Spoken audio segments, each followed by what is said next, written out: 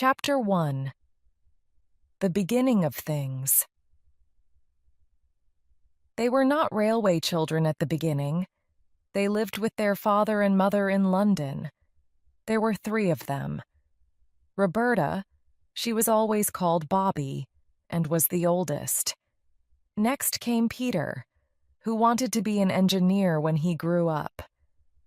And the youngest was Phyllis, who was always trying to be good.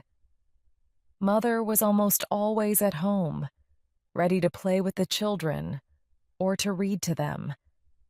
And she wrote stories, then read them to the children after tea. These 3 lucky children had everything that they needed: pretty clothes, a warm house, and lots of toys. They also had a wonderful father who was never angry and always ready to play a game. They were very happy. But they did not know how happy until their life in London was over, and they had to live a very different life indeed. The awful change came suddenly. It was Peter's birthday, and he was 10 years old. Among his presents was a toy steam engine, and it quickly became Peter's favorite toy. But after 3 days, the engine went bang. Peter was very unhappy about his broken toy. The others said he cried, but Peter said his eyes were red because he had a cold. When Father came home that day, Peter told him the sad story about his engine, and Father looked at it very carefully. Mother and the children waited. "Is there no hope?" said Peter. "Of course there's hope," said Father, smiling. "I'll mend it on Saturday, and you can all help me." Just then, someone knocked at the front door. A few moments later, Ruth, the maid, came in. "There are 2 gentlemen to see you," she said to Father. "Now who can they be?" said Father. "Try to be quick, dear," said his wife. "It's nearly time for the children to go to bed." But the 2 men stayed and stayed. Father's voice got louder and louder in the next room, but the children and Mother could not hear what was said. Then Ruth came back and spoke to Mother. "He wants you to go in, ma'am," she said. "I think he's had bad news. Be ready for the worst." Mother went into the next room, and there was more talking. Soon after, the children heard Ruth call a taxi. Then there was the sound of feet going outside and down the steps. Mother came back, and her face was white. "It's time to go to bed," she said to the children. "Ruth will take you upstairs." "But Father," began Phyllis. "Father's had to go away on business," said Mother. "Now go to bed, darlings." Bobby whispered, "It wasn't bad news, was it?" "No, darling," said Mother. "I can't tell you anything tonight. Please go now." Mother went out early the next morning, and it was nearly 7 o'clock before she came home. She looked ill and tired, and the children asked her no questions. Mother drank a cup of tea, then she said, "Now, my darlings, I want to tell you something. Those men did bring bad news last night. Father will be away for some time, and I'm very worried." "Is it something to do with the government?" asked Bobby. The children knew that Father worked in a government office. "Yes," said Mother. "Now don't ask me any more questions about it. Will you promise me that?" The children promised. Everything was horrible for some weeks. Mother was nearly always out. Ruth, the maid, went away. Then Mother went to bed for 2 days, and the children wondered if the world was coming to an end. One morning, Mother came down to breakfast. Her face was very white, but she tried to smile. "We have to leave our house in London," she said. "We're going to live in the country, in a dear little white house near a railway line. I know you'll love it." A busy week followed, packing everything up in boxes. The children almost enjoyed the excitement. "We can't take everything," Mother told them. "Just the necessary things. We have to play being poor for a while." On their last night in the house, Peter had to sleep on the floor, which he enjoyed very much. "I like moving," he said. "I don't," said Mother, laughing. Bobby saw her face when she turned away. "Oh, Mother," she thought, "how brave you are. How I love you." Next day, they went to the railway station and got on a train. At first, they enjoyed looking out of the windows, but then they became sleepy.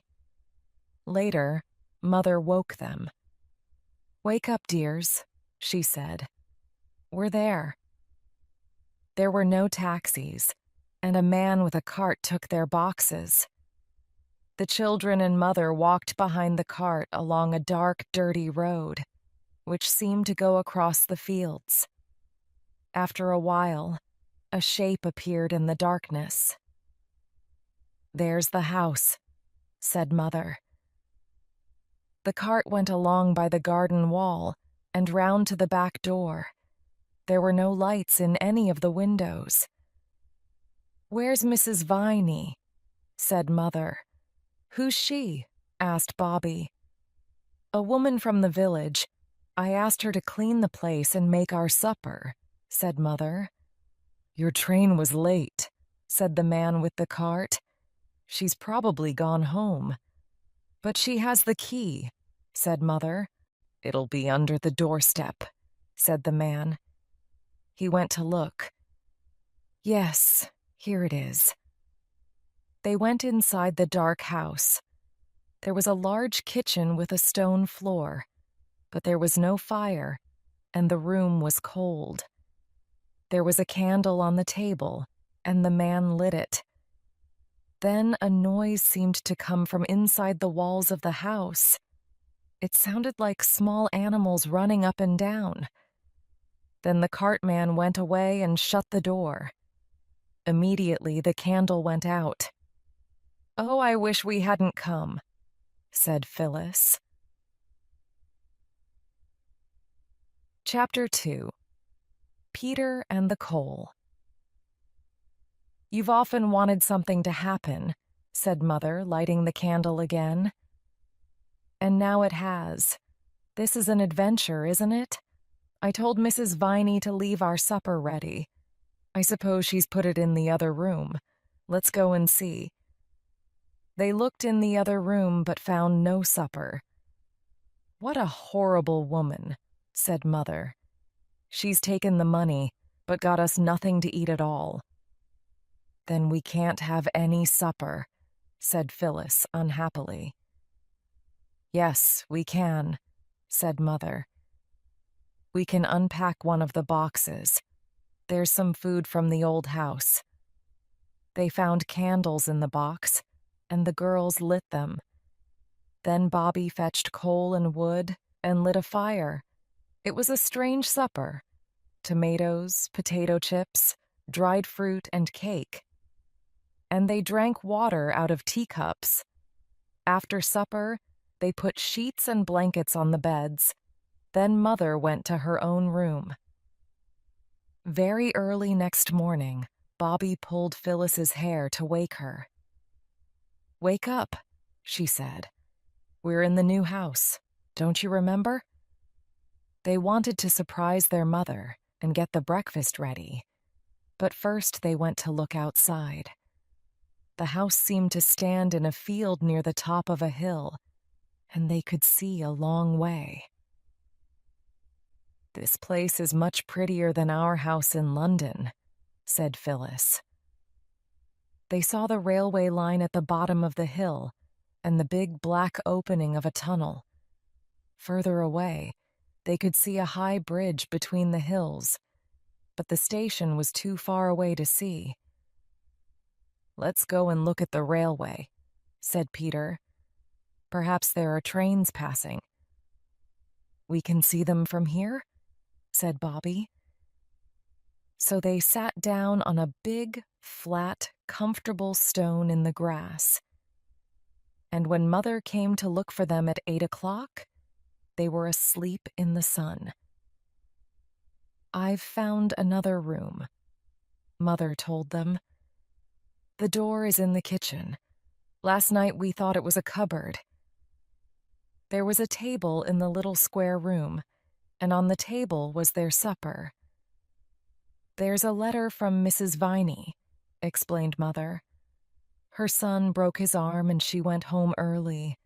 She's coming again later this morning." "Cold meat and apple pie for breakfast," laughed Peter. How funny. But their supper made a wonderful breakfast. All day they helped Mother to unpack and arrange everything in the rooms. It was late in the afternoon when she said, "That's enough work for today. I'll go and lie down for an hour before supper." The children looked at each other. "Where shall we go?" said Bobby, although she already knew the answer. "To the railway, of course," cried Peter. At the bottom of the hill there was a wooden fence, and there was the railway with its shining lines, telegraph wires and posts, and signals. They all climbed onto the top of the fence. Suddenly they heard a noise, which grew louder every second.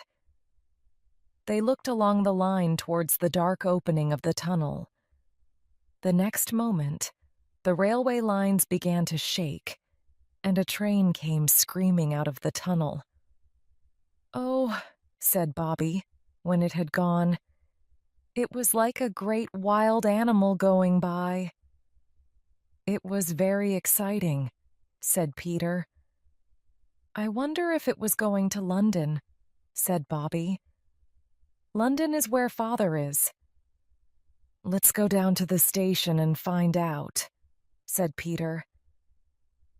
They walked along the edge of the line beneath the telegraph wires to the station.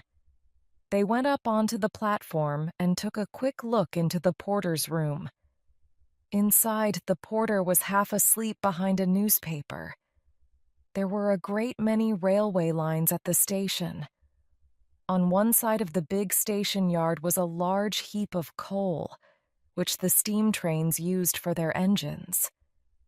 There was a white line on the wall behind, near the top of the heap. Later, when the porter came out onto the platform, Peter asked about the white line. "It's to show how much coal there is in the heap," said the porter. "So we shall know if anybody steals some." The porter was smiling, and Peter thought he was a nice, friendly person. And so the days passed. The children did not go to school now, and Mother spent every day in her room writing stories. Sometimes she managed to sell a story to a magazine, and then there were cakes for tea.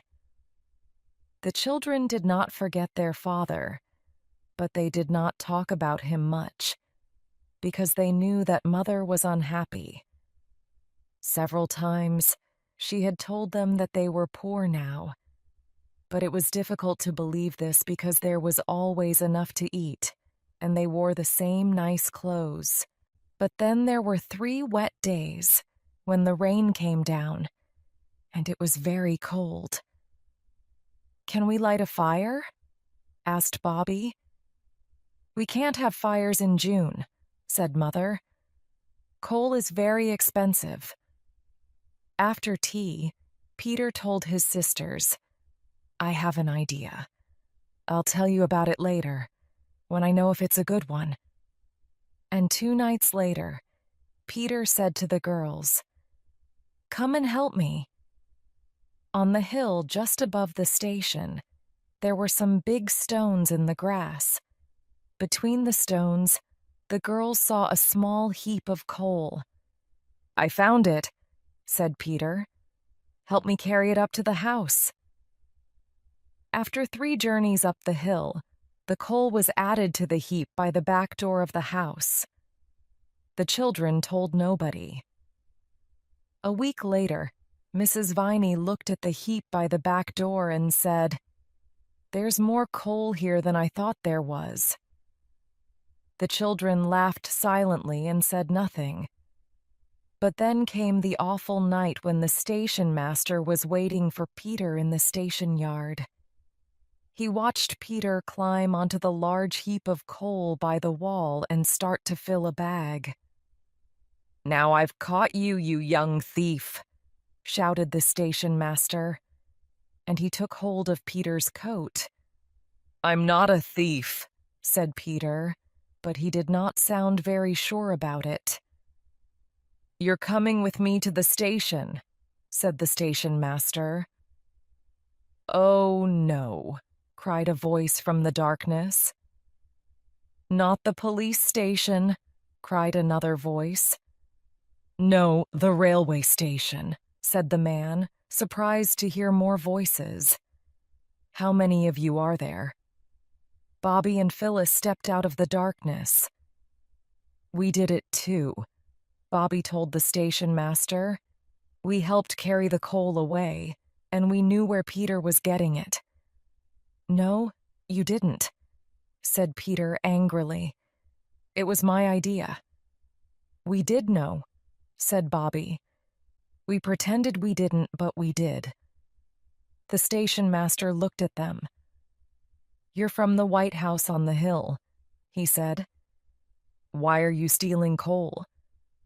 "I didn't think it was stealing," said Peter. "There's so much coal here. I took some from the middle of the heap, and I thought nobody would mind. And Mother says we're too poor to have a fire. But there were always fires at our other house, and—" "Don't," Bobby whispered to Peter. There was a silence, and the station master thought for a minute. Then he said to Peter, "I won't do anything this time. But remember, this coal belongs to the railway, and even from the middle of the heap, it's still stealing." And the children knew he was right. Chapter 3. The Old Gentleman.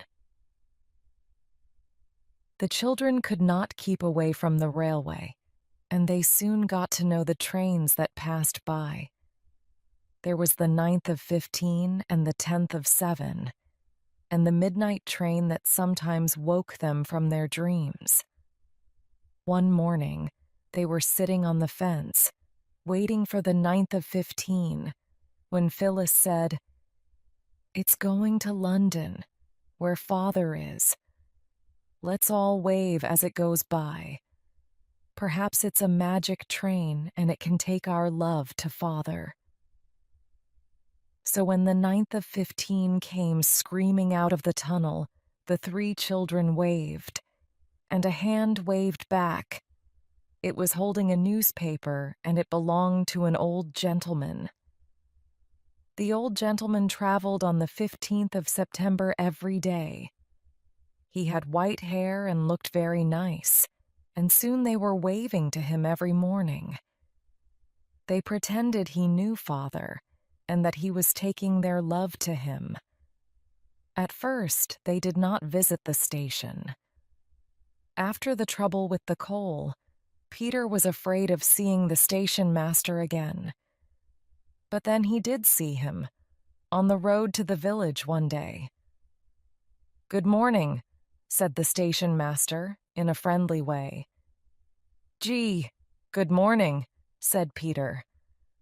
"I haven't seen you at the station recently," said the station master. "After the trouble with the coal?" began Peter. "That's over and forgotten now," said the station master. "You come to the station when you like." "Oh, thank you," said Peter, and the 3 children went the very same day. They spent a happy 2 hours with the porter, a nice, friendly man called Perks, who answered all their questions about trains and railways. The next day, Mother stayed in bed because her head ached so badly. She was very hot and would not eat anything, and Mrs. Viney told her to send for Dr. Forrest. So Peter was sent to fetch the doctor. "I expect you want to be nurse," Dr. Forrest said to Bobby after he had seen Mother. "Your mother is ill and must stay in bed. I'll send some medicine for her, but she will need fruit and milk and some other special things that I'll write down on a piece of paper for you." When the doctor had gone, Bobby showed Mother the piece of paper. Mother tried to laugh. "Impossible," she said. "We can't buy all those things. We're poor, remember?" Later, the children talked together. "Mother must have those things," said Bobby. "The doctor said so. How can we get them for her? Think, everybody, just as hard as you can." They did think. And later, when Bobby was sitting with Mother, the other 2 were busy with a white sheet, some black paint, and a paintbrush. The next morning, the 9th of 15 came out of the tunnel, and the old gentleman put down his newspaper, ready to wave at the 3 children. But this morning there was only one child. It was Peter. Peter was showing him the large white sheet that was fixed to the fence. On the sheet were thick black letters that read, "Look out at the station." A lot of people did look out at the station, but they saw nothing strange. But as the train was getting ready to leave, the old gentleman saw Phyllis running towards him. "I thought I was going to miss you," she shouted, and pushed a letter into his hand, through the window as the train moved away. The old gentleman sat back in his seat and opened the letter.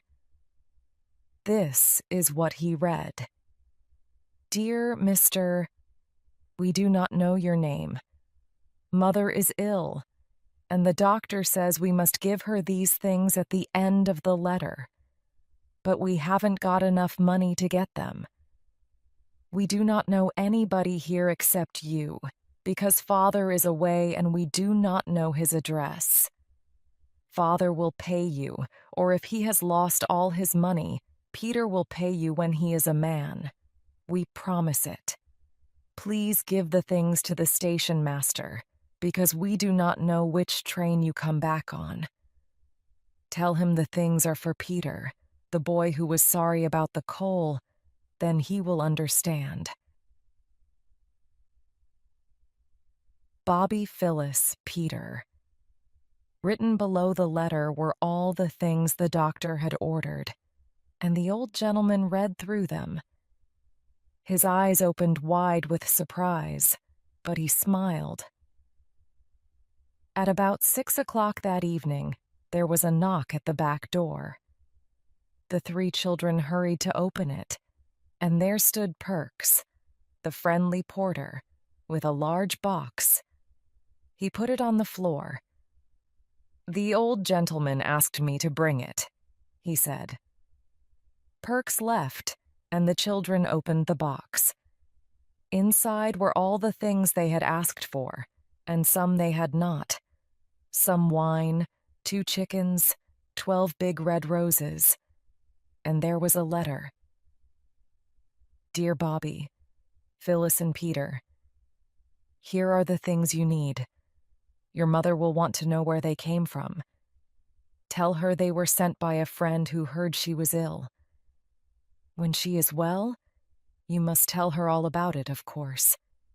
And if she says you were wrong to ask for the things, tell her that I say you were right, and that I was pleased to help."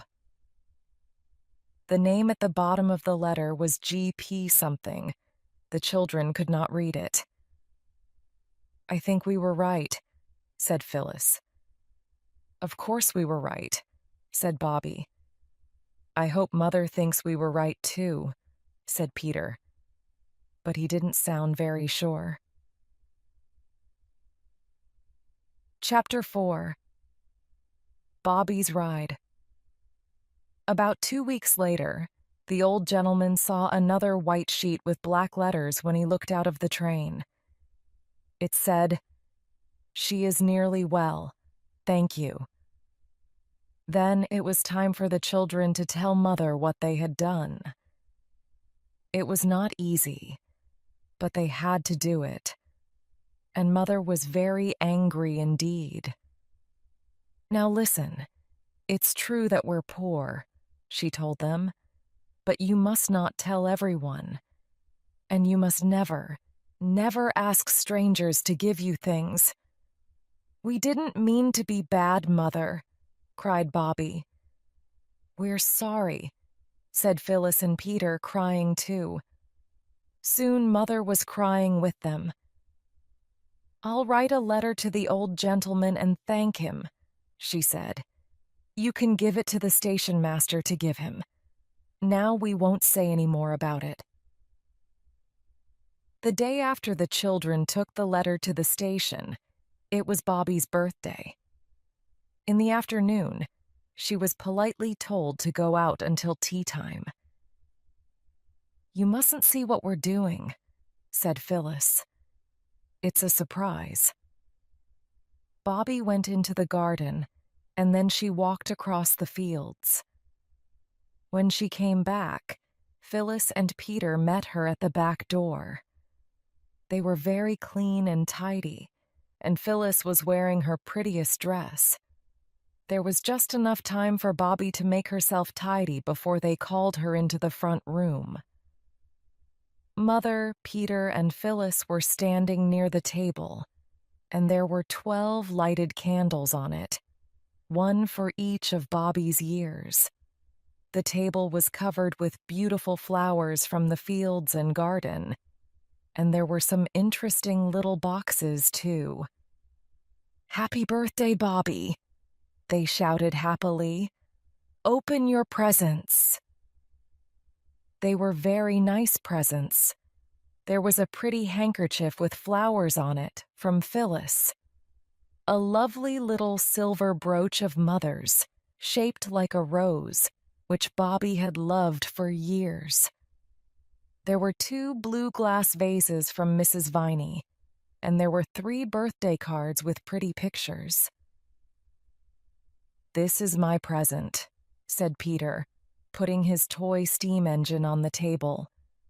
It was full of sweets. Bobby looked surprised, because just for a moment she thought Peter was giving her the engine. Not the engine, he said quickly, only the sweets. But he had seen the look on her face. I mean, not all the engine. You can have half if you like, he said bravely. Thank you, Peter, said Bobby. It's a wonderful present. And she thought, it was very kind of Peter to give me half of his engine. Well, I'll have the broken half and I'll get it mended. It was a lovely birthday. But later that night, Bobby came silently down the stairs to get her presents. She saw her mother sitting at the table with a pen and some writing paper in front of her. She's writing to Father, thought Bobby. But at that moment, Mother wasn't writing. Her head was on her arms, and her arms lay on the table. It's my birthday, and she doesn't want me to know she's unhappy, thought Bobby. Well, I won't know. And she went quietly back to her room. But it was a sad end to the birthday. The next day, Bobby put Peter's engine in a box and took it down to the railway. She did not go to the station, but she went along the line to the place where the engine stopped. When the next train came in, Bobby went across the line and stood beside the engine. She had never been close to one before, and it was very big. The driver and the fireman did not see her.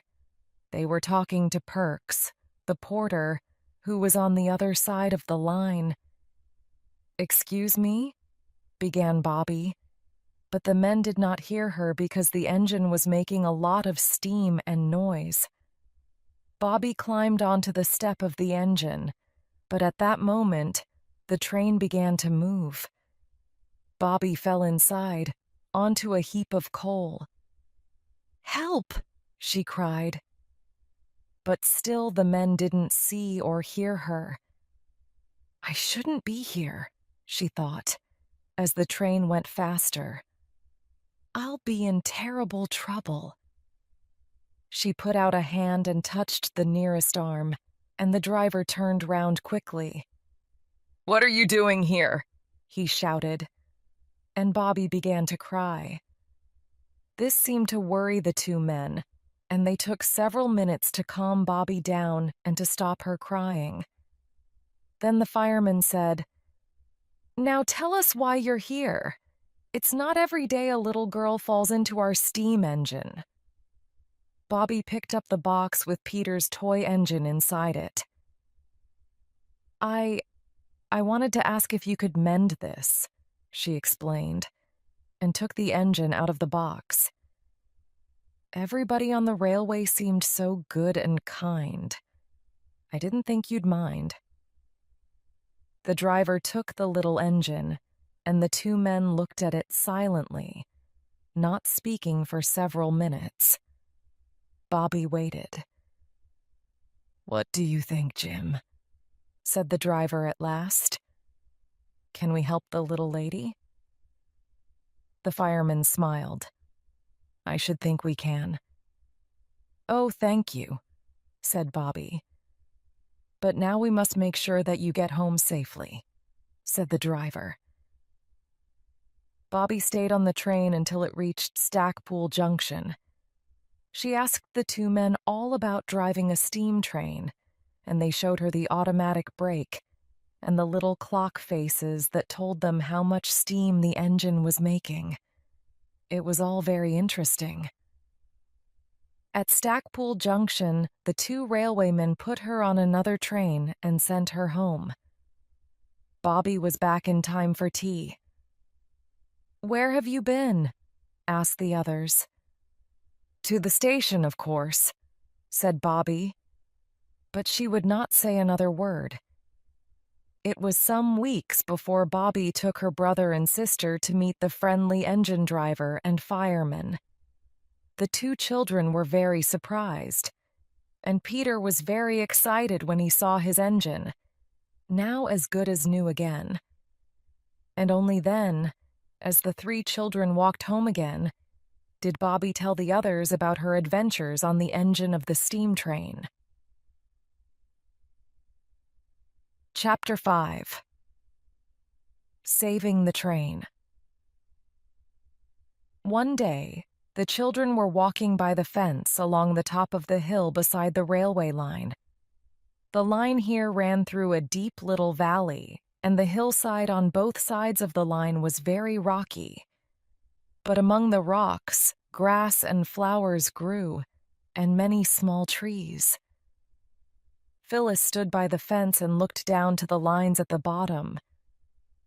"It's like looking down the side of a mountain," she said. Suddenly they heard a noise.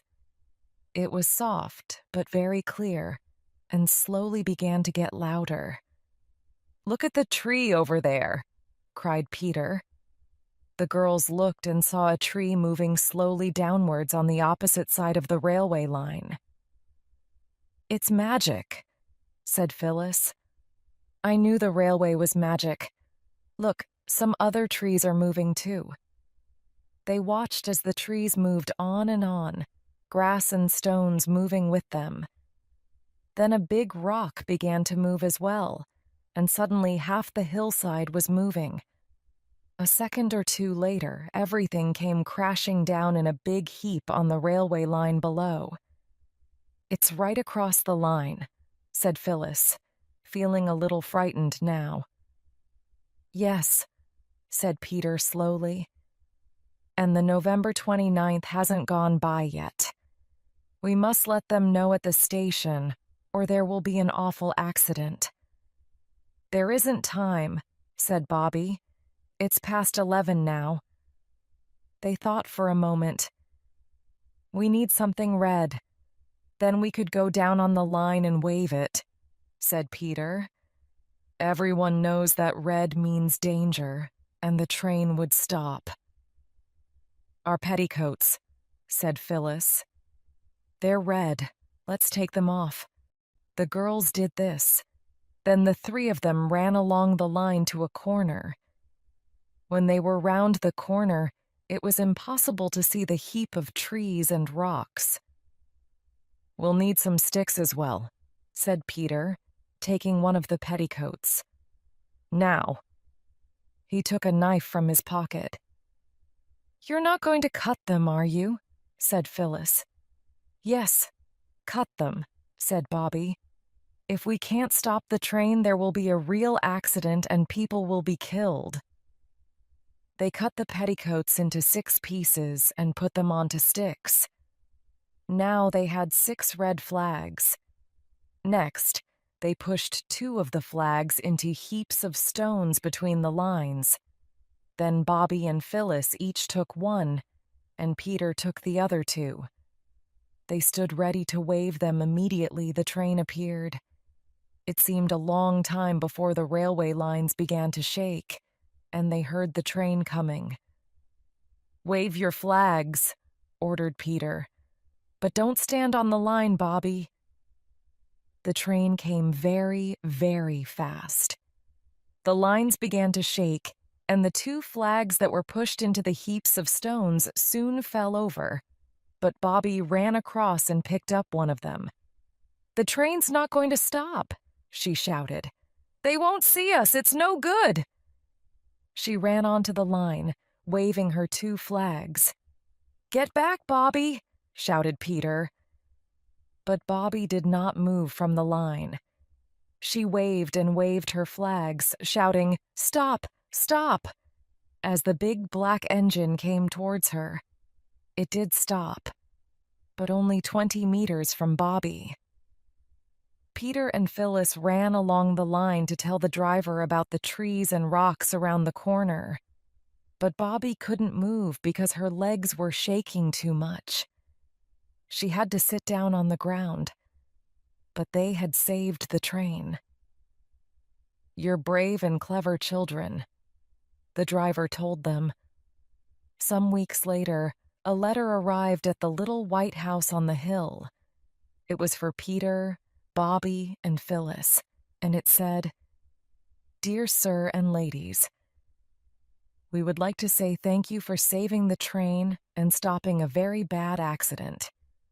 Please come to the station at 3 o'clock on the 30th of the month, if this is a suitable day. J. Inglewood Secretary, the Northern and Southern Railway Company. It was to be a very special day indeed. The 3 children went down to the station at the right time, dressed in their best clothes, and the station master came to meet them. Come into the waiting room, he said. He took them into the room where people usually waited for the trains, but now there was a carpet on the floor and flowers above the pictures on the walls. Perks the porter was there, and several men in high hats and long coats. There were ladies in expensive dresses, and people who had been on the train on Red Petticoat Day.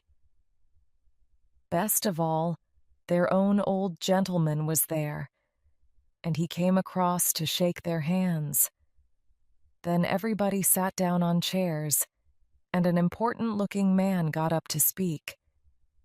He said nice things about the children, how brave and clever they were, and then he sat down. Next, the old gentleman got up and said more nice things about them. Then he called them across and gave each of them a beautiful gold watch. "These are from the Northern and Southern Railway Company," he said, "to say thank you for the brave and sensible thing that you did to save the train." It was a wonderful day, a day that seemed more like a dream than real life. Afterwards, the old gentleman walked with them to the little white house. "I want to meet the mother of these clever children," he said. Mother was surprised to see their visitor, but she thanked him again for the things he had sent when she was ill. Then they talked about Red Petticoat Day, and the children showed Mother their watches and told her about the people at the station. "I've been very pleased to meet you," Mother said to the old gentleman when it was time for him to leave. "I'm sorry we can't ask you to come and see us again, but we live very quietly." The children thought this was very strange. They had made a friend, a very good friend, and they dearly wanted him to come and see them again. What did the old gentleman think? They didn't know. He looked closely at Mother and said, "I thank you, madam, for welcoming me to your house today." But Bobby was watching her mother's face as the old gentleman walked away. It was a sad, tired face. "She's thinking about Father," thought Bobby. Chapter 6. A Birthday for Perks. It was breakfast time, and Mother was smiling. "I've sold another story, darlings," she said. "We can have cakes for tea." The three children looked at each other. Then Bobby said, "Can we have the cakes on Thursday instead of today? It's Perks's birthday on Thursday." "How do you know?" asked Mother. "I showed him my brooch, the one you gave me for my birthday, and I asked him about his birthday. He says he doesn't keep birthdays anymore because he has other things to keep, his wife and children. But he said it was on the 15th, and that's Thursday." "And we thought we could make a birthday tea for him," said Peter. "He's been very good to us." "All right," said Mother. But cakes didn't seem a very exciting birthday present. "We can give him flowers," said Bobby, when they were discussing it in the garden later that day. Then Peter had an idea. "Perks is nice to everybody," he said. "There must be lots of people in the village who will want to help us give him a nice birthday. Let's ask everybody." Bobby wasn't sure. "Mother said we weren't to ask people for things." "Not for ourselves," said Peter. "It's all right to ask for other people. I'll ask the old gentleman, too." So they went to the village. Some people were kind, and some were not. "It's my birthday tomorrow," said old Mrs. Ransom at the post office. "Nobody will remember mine. Why should I give anything to Perks? Go away." But other people gave things: a pipe, a tin of tea, a walking stick, and others promised to give small presents too. Early the next morning, Bobby and Phyllis went into the garden and cut some roses. They put them into a box with one of Bobby's prettiest handkerchiefs. Then they wrote on a piece of paper, "For Mrs. Ransom for her birthday, with our love," and put it inside the box. Bobby and Phyllis took the box down to the post office and put it inside the door when the old woman wasn't looking. While they were gone, Peter told his mother about Perks's presents. "We're not doing it because he's poor," said Peter, "but because we like him." "I hope he understands that," said Mother. On Thursday morning, the children went to fetch the presents which other people had promised: eggs, meat, tomatoes. The old lady at the post office was standing outside as they went by. "I want to thank you for the roses," she said. "We're pleased you liked them," said Phyllis. "And here's your box," said Mrs. Ransom, giving it back to them. It was now full of shiny red apples. She smiled. "The Perkses' children will like them, and I've got a pram in the back of the shop. It was for my daughter's first child, but the child died after 6 months. I'd like Mrs. Perks to have it for her little boy. Will you take it?" "Thank you," said Bobby. "We will." The children put all the presents in the pram, and at 3 o'clock they pushed it to the Perkses' little yellow house. Mrs. Perks and her young children were surprised to see them. "We know it's Mr. Perks's birthday," said Peter, "and we've brought some presents for him." The woman's eyes got bigger and bigger with surprise as each thing was taken from the pram. "Perks has never had a birthday like it," she said. The cakes and the presents were put on the table. Then the children hid in the other room when they heard Perks coming home from work.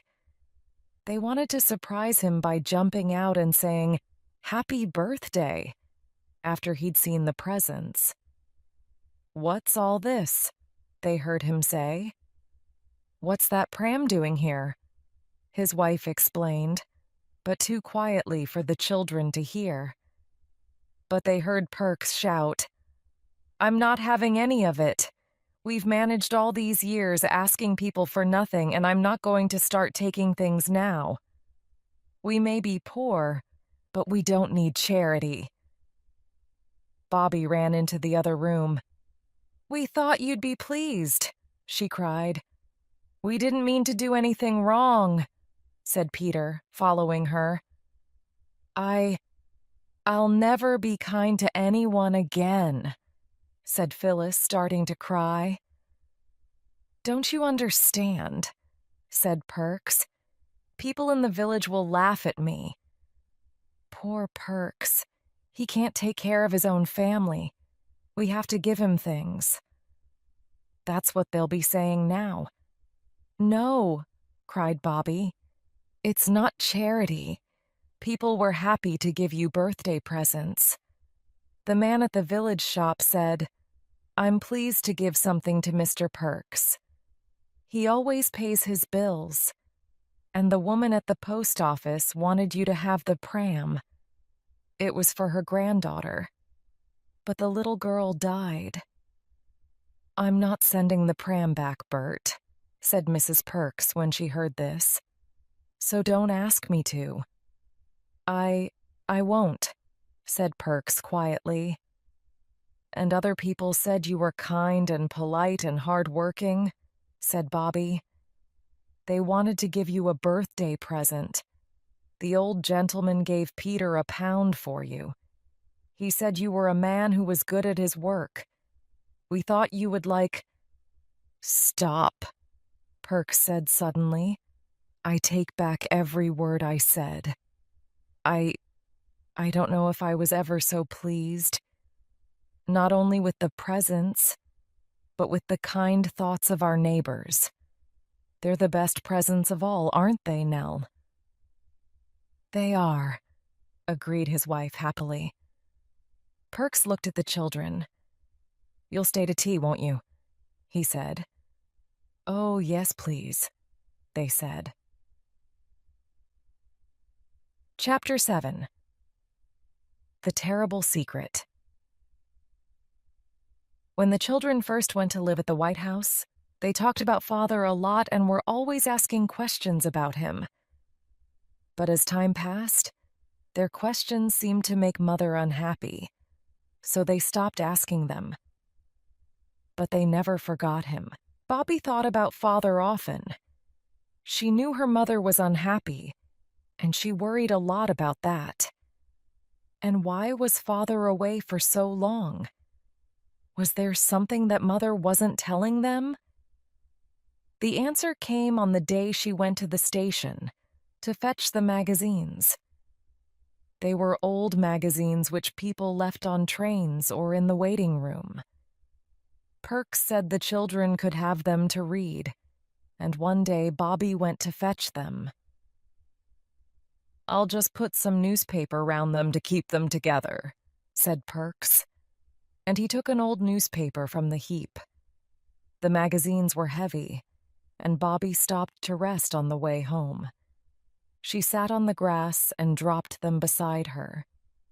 As she did this, she looked at the newspaper and read some of the words on the page, and it was like a terrible dream.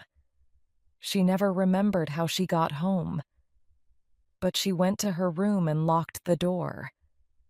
Then she took the newspaper off the magazines and looked at it again. The words seemed to jump at her. 5 years in prison for spy. And the name of the spy was the name of her father. Bobby was very quiet at tea time. "Is anything wrong?" Mother asked her. "I'm all right," said Bobby.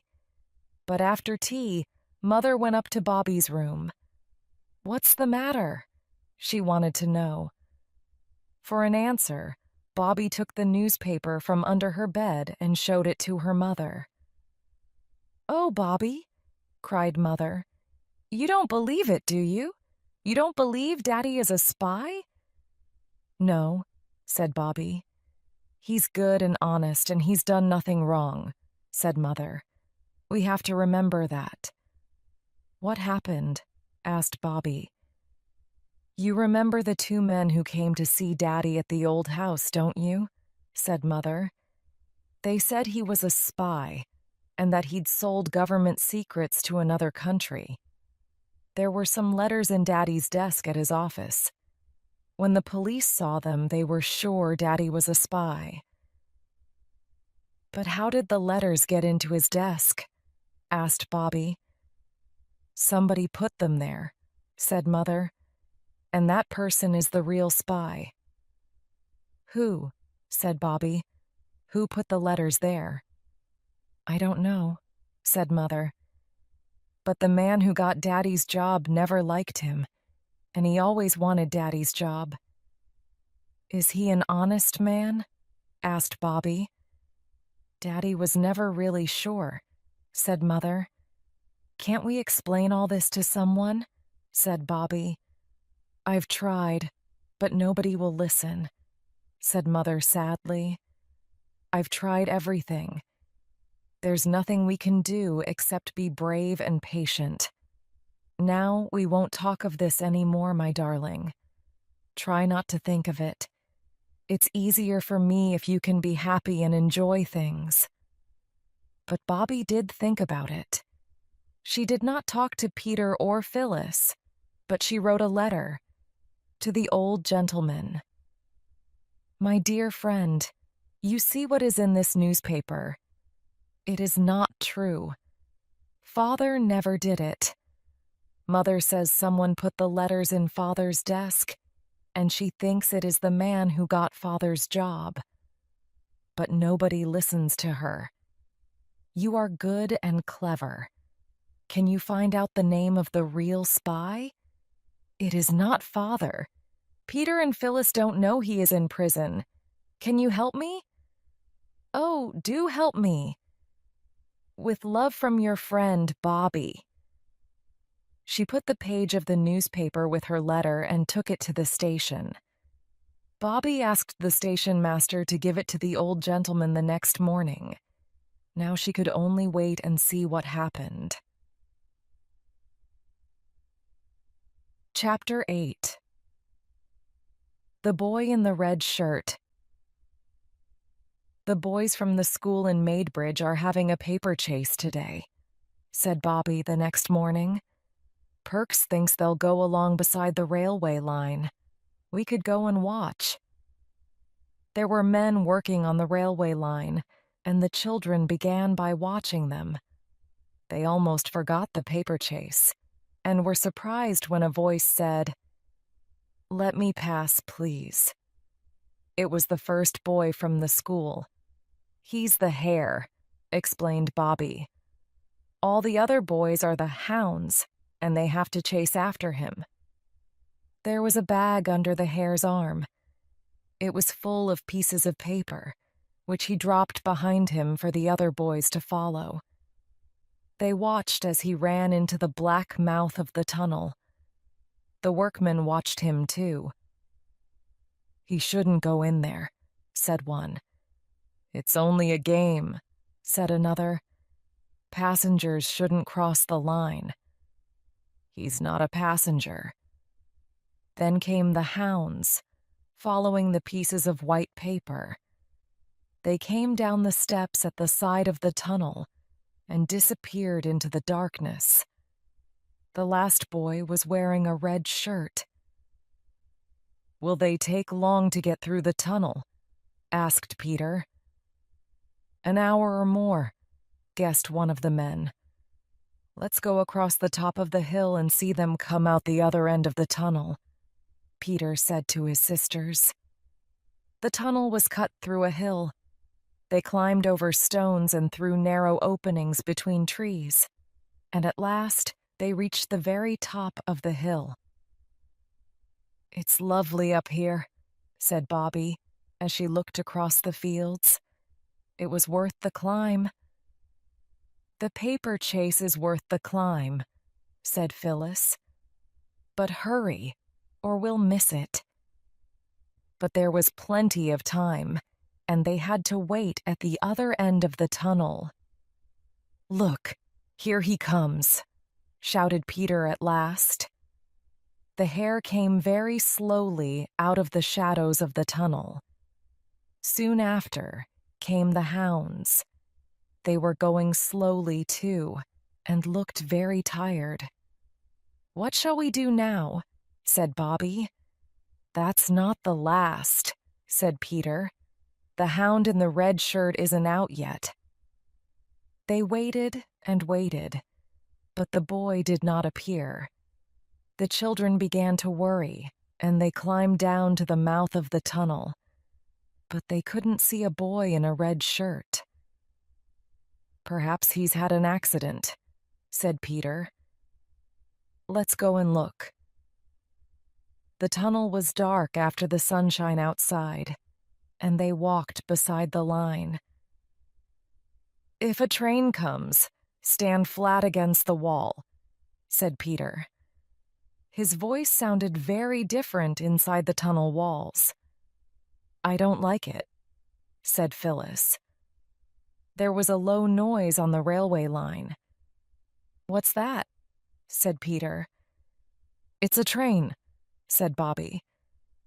"Let me go back," cried Phyllis. "It's quite safe," said Bobby. "Stand back." The train came towards them, and the noise got louder and louder. Then it was screaming past, and they could feel the hot air and smell the smoke. They pushed themselves flat against the tunnel wall. "Oh," said the children after it was gone. Peter took the end of a candle from his pocket, and his hand was shaking when he lit it with a match. "See, come on," he said, and the three of them went deeper into the darkness of the tunnel. The boy in the red shirt was on the ground beside the line. His eyes were closed, and he did not move when they reached him. Is he dead?" asked Phyllis. "Dead? No?" said Peter, and slowly the boy opened his eyes. I think I've broken my leg," he said. "How did you get here?" "We saw you all go into the tunnel, and then we went across the hill to see you all come out," explained Peter. "The others came out, but you didn't, so we came to look for you." "You're very brave," said the boy. "Can you walk if we help you?" said Bobby. "I can try," said the boy. He did try, but he could only stand on one foot. "Oh, I must sit down. The pain is awful. He sat down again and closed his eyes. The others looked at each other. You must go and get help, said Bobby quickly. I'll stay with him. You take the longest bit of candle, but be quick. Peter looked worried. Let me stay, and you and Phyllis go. No, said Bobby. You two go, and lend me your knife. I'll try and cut his boot off before he wakes up again. Just be quick. Bobby watched their figures disappear, then put her little candle beside the boy's foot. She used Peter's knife to cut off the boot. Then she looked at the broken leg. It needs something soft under it, she thought, and then remembered her petticoat. She took it off and carefully put it under the boy's leg. He woke up a few minutes later. What's your name? Asked Bobby. Jim, he said. Mine is Bobby, she said. Peter and Phyllis have gone to get some help. Why didn't you go with them? He said. Someone had to stay with you, said Bobby. I must put out the candle or it will burn itself out. Are you afraid of the dark, Bobby? Asked Jim when they were sitting in the darkness. Not very afraid, said Bobby. But let's hold hands, said Jim. He put his large hand over her small one. Then they sat and waited. Peter and Phyllis went to a farm to get help. When the two children got back to the tunnel with the men from the farm, they found Bobby and Jim asleep. The men carried Jim on a piece of flat wood. Where does he live? Asked one of them. In Northumberland, answered Bobby. He told me while we were waiting. I'm at a school in Maidbridge, said Jim. I suppose I must get back there. A doctor ought to see you first, said the man. Bring him to our house, said Bobby. It's not far along the road. I'm sure Mother will say it's all right. Mother did say it was all right, although she was a little surprised at first. Then Bobby explained. I'm sorry to be so much trouble, Jim said to Mother as the men carried him in. His face was white with pain. Don't worry, you poor dear, said Mother. You must go to bed, and I'll send for Dr. Forrest. Mother also sent a message to Jim's school to tell them what had happened. My grandfather lives near here, said Jim. Then I'll write and tell him too, said Mother. I'm sure he'll want to know. What's his name? After breakfast the next day, someone knocked at the front door. That will be the doctor again, said Mother. She went out of the kitchen and closed the door. But it wasn't the doctor. The children listened as Mother and the visitor went upstairs. They heard them talking and were sure that they knew the voice of the visitor. But who was it? After a while, the bedroom door opened and they heard Mother and the visitor come down and go into the front room of the house. Then they heard Mother calling, Bobby! Mother was in the hall. Jim's grandfather has come, she said. He wants to see you all. They followed Mother into the other room, and there sat their own old gentleman. Oh, it's you, cried Bobby. How wonderful, said Peter. But you're not going to take Jim away, are you? I was hoping he could stay.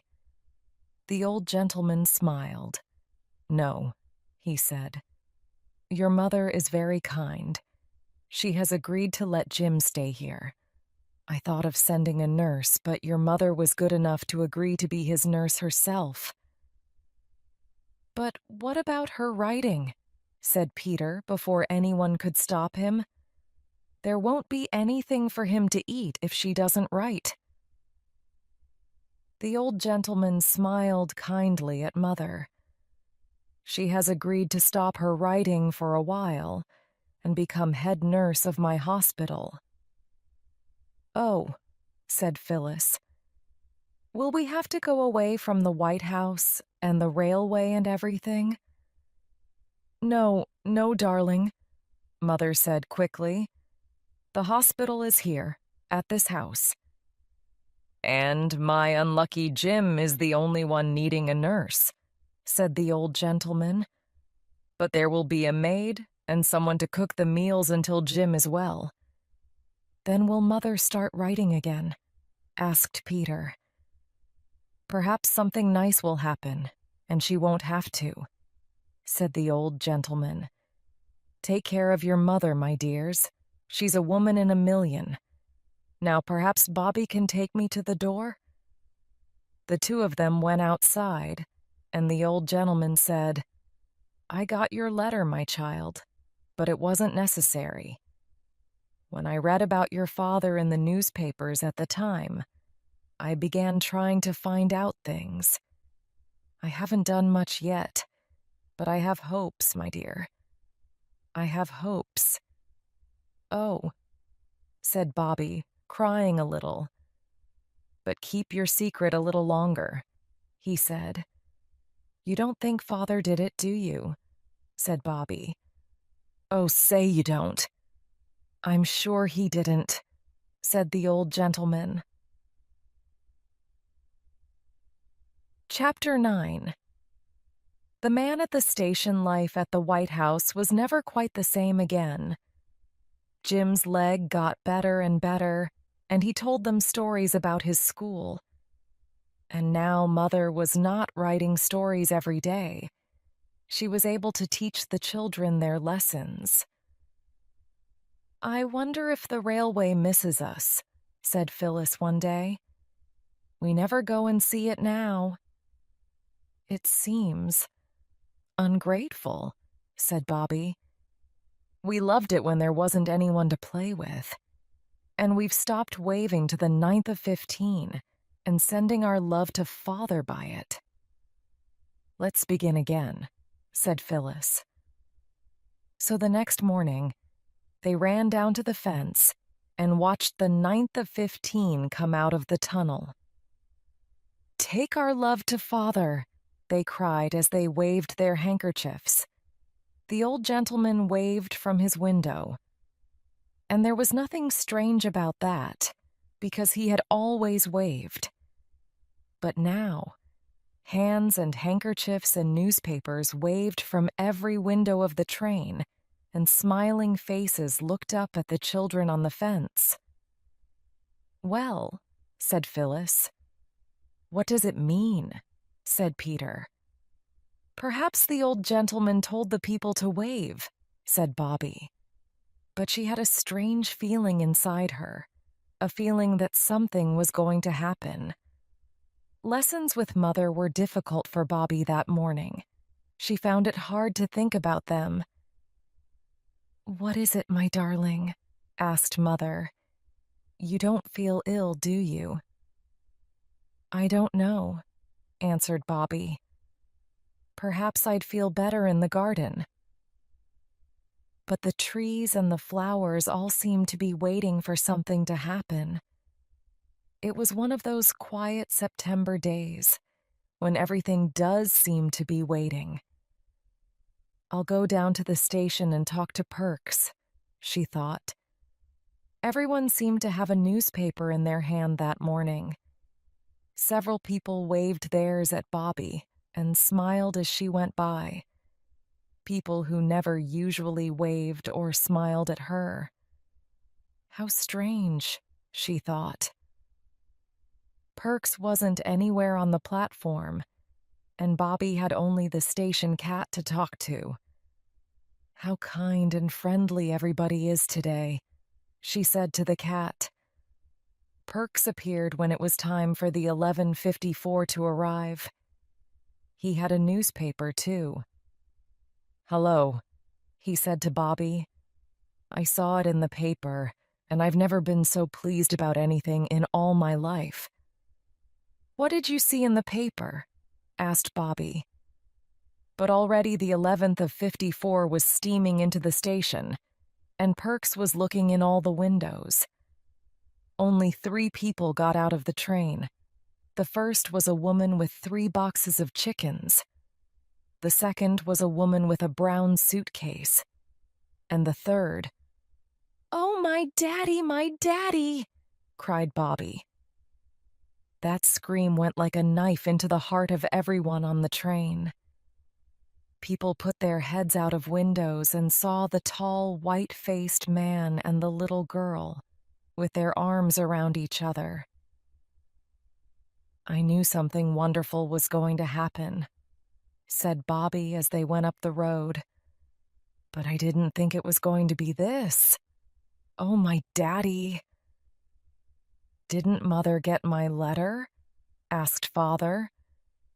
"There weren't any letters this morning," said Bobby. "Oh, Daddy, it really is you, isn't it?" He held her hand and said, "You must go in by yourself and tell Mother very quietly that it's all right. They've caught the man who did it. Everyone knows now that your daddy isn't a spy." "We always knew you weren't," said Bobby. "Me and Mother and our old gentleman." "Yes," said Father. "It's him I must thank." And now they are going across the field. Bobby goes into the house, trying to find the right words to tell Mother that Father has come home. Father is walking in the garden, waiting. He is looking at the flowers, but he keeps turning towards the house. Now the door opens. Bobby's voice calls, "Come in, Daddy, come in.